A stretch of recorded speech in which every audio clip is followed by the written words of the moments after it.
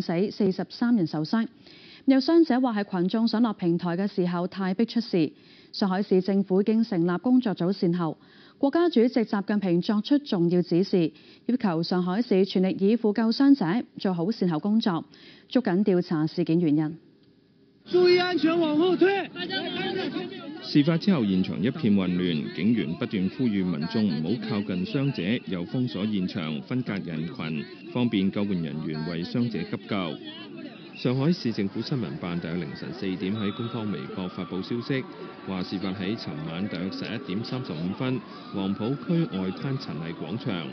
現場消息話，事發嘅時候人多擠擁，人潮突然後退，導致有人跌倒，被幾層嘅人群擲住，有女傷者被擲住超過15分鐘先至被救出，送院之前已經昏迷。有群眾喺現場為冇呼吸嘅傷者進行心肺復甦急救。有目擊者就話，有人喺高處散發類似美鈔嘅酒吧優惠券，導致人群騷亂。事發嘅時候，外灘正係舉行東方衛視慶祝跨年演唱會，現場附近有一個觀景平台。有傷者話係群眾上落平台嘅時候擠擁出事。下面的人想上去，上面的人想下來，所以我們被上面的人給推下來了。然後整個就是說那個台階想上去的人，那一排台階全部往下滑下來了。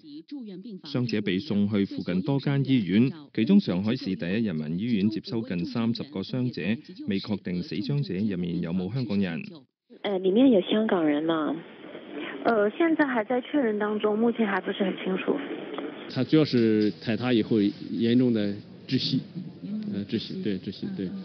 病人踩踏的部位它不一樣，有些是窒息，有些是頸椎啊、腦幹損傷。對這些嚴重病人做了一些 CT 檢查。市委書記韓正、市長楊紅等官員凌晨到第一人民醫院探望傷者，指示要全力做好搶救傷者同埋善後工作。